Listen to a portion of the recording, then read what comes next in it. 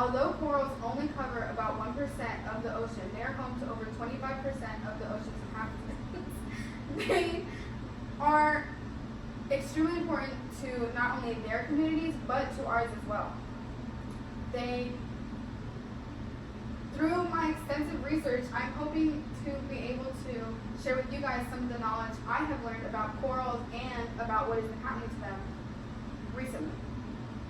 Corals are made up of colonial marine invertebrates. They act as living ecosystems. They are often referred to as rainforests of the sea due to how diverse and how many different types of animals like to live in or near them. About 65% of fish alone prefer to live near or within these reefs, not only to live there, but to also hunt and breed there. They're not only beneficial to the animals, they are also beneficial to the general oceans. They act as natural filtration systems in how they take in water and eat the particles and then expel cleaner, clearer water that is enjoyed all along the coastline. They're also good at lowering the carbon dioxide levels in the ocean. They use it in their limestones so that lowers it automatically, which is good. They're also great at helping the local economies surrounding the coasts and the beaches. A lot of tourists like to come and look at them, not only through snorkeling, but also swimming and enjoying the fish that are around the beaches. And a lot of those fish are there solely because of the corals. Now that I've told you about some of the things that they do, let me tell you how climate change has been affecting them. A lot of human activities cause a rise in the temperatures. These temperatures going just a few degrees too high can lead to detrimental changes within the reefs. These reefs are extremely sensitive to temperature, and oftentimes the relationship between the microalgae and the reefs can break, and that can cause bleaching. Another thing that can cause bleaching is overfishing. Overfishing can lead to a lack of certain types of fish that eat the harmful bacteria that grow on the reefs.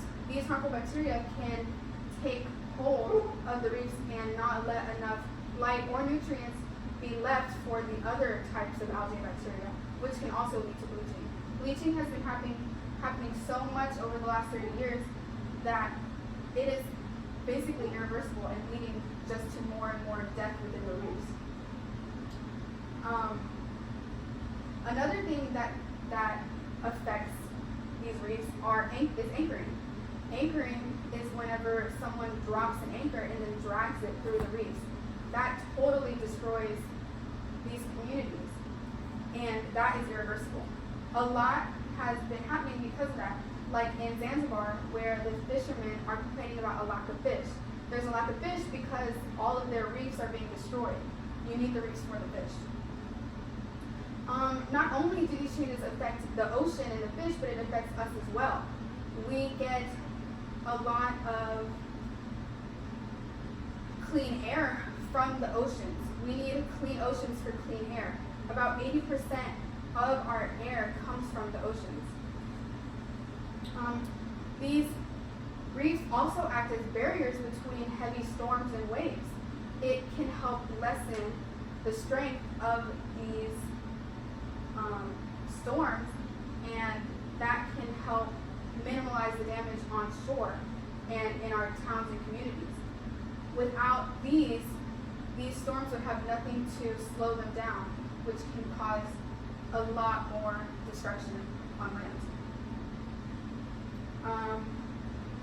We also use corals in that we do fish from these places. A lot of people and a lot of communities depend on the money that they bring in from the fishing. So a lack of fish, not only from overfishing, but also the corals dying, can lead to fishermen and fisheries also losing money. So that can be extremely bad for some communities, which can also cause them to have to spend more money or look elsewhere for protein. So, in conclusion, these corals are not only needed in the oceans, they are used by people as well, even though they may not know it. They are very helpful to everyone and all things. I